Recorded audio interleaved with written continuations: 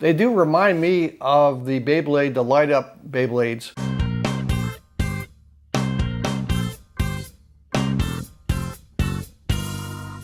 Hey everybody, Stu Carter here from Atomic.com. I'm surrounded by the new Monsuno toys by Jakks Pacific, so stand by for a new toy review.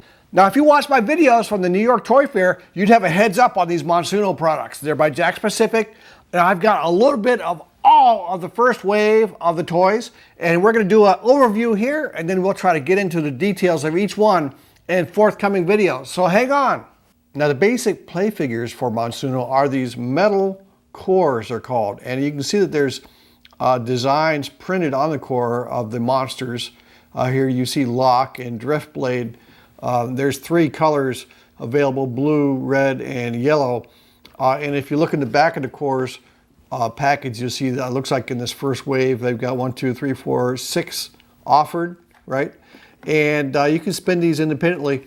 We're going to test these out and see how they work, but I would believe that you could play these in the game by themselves. Now, the next kind of pieces are called cores and figures, and that really kind of confuses me. I mean, these are called cores, right? And then these are called cores also. I don't get it. And then this is like a transforming action figure or monster. And here I've got one that's the yellow type, and it's called Blackbullet. And then this one is Quickforce. It's blue. And again, a core and a transforming figure. And if you saw the video from Toy Fair, the man said that the figure, you fold them up and put them inside the core and spin the core out, and it pops out. And the figure transforms a certain amount automatically, and then maybe a little bit more you do manually. That kind of reminds me of Bakugan, right? Where the Bakugan will pop out, but also sometimes to really display them right, you have to kind of fold out some more small pieces. And you can see that the back has got some idea of how the play action goes.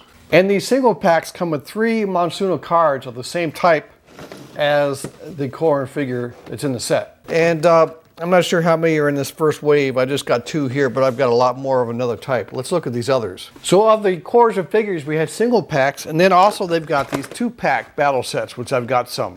And basically it's the same core and figure, transforming figure, but they're in a 2-pack. And also I want to point out, this one's got the monster's named Charger, and this is Moonfire.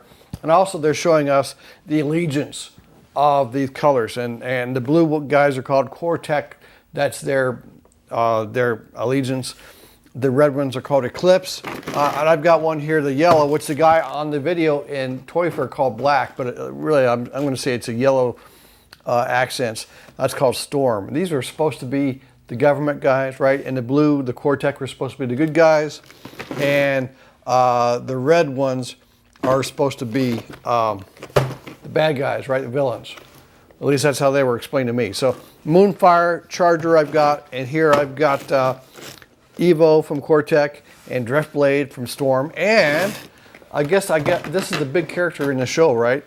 Lock, like the snow bear looking guy, and he's with Core Tech. And then this is called Team Pack. I'm not sure what that means, but it's another Core Tech figure coming out here. I don't know who this guy is. You guys help me out in the comments and explain this to me. It's called Evo or Evo, and it's an interesting pack here. So, and the 2 packs come with 6 Monsuno cards. Looks like 3 of each type to correspond with the figures that are in there.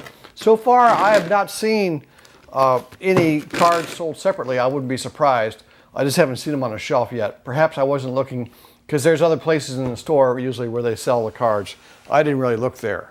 And then you look in the back, and you can see it looks like they've got 8 in this first wave that they're illustrating on the back of this. And of course, they're showing you a little bit of how it's played in battle. So that's interesting. And then next, they have these wild cores, which we saw in New York, and I thought they were pretty cool. They do remind me of the Beyblade, the light-up Beyblades, kind of gimmicky, but they're kind of fun to watch, especially if you turn the lights out. And they've got a little Try Me feature. You can press a button here, and they'll light up a little bit. You see that? Yeah. And they're called Wild Core. This one is a S.T.O.R.M Rush from the Core Tech team, and it says spins up to 20 minutes. I guess they're motorized, so that keeps them going. And you can fight them. Looks like you can fight them here. See, they got some illustrations on the back. Looks like 4 were put out in the first wave. I've just got 3 here. Storm Rush, and then from the Eklipse team, this is Lava Slash, and he lights up a little bit. And then I believe this brown, it looks brown, but I believe they meant this to be yellow, and the Eklipse, the Storm Rush team, and this is called Dust Surge. So that's interesting, and I'm going to look forward to doing my low light testing with these. So yeah, and then launchers. I saw this multi-launcher demoed in New York, and I said, wow, I got to get one of these. Look at this. You can load this up with up to 6 cores and figures, and then punch them out.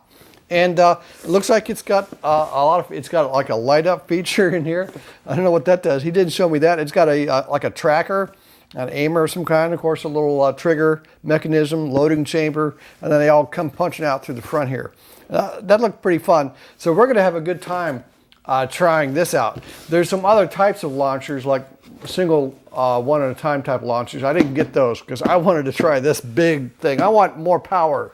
And then arenas, battle arenas are useful. You know, really, this is not something you could play on a carpet. The spinning things they're not going to spin. You have to find like a floor, maybe in your kitchen floor. But if you don't have that, this one is the Strike Sector Combat Set.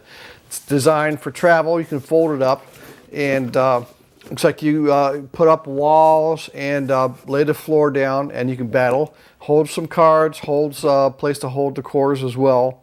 Apparently does not come with any cores or figures.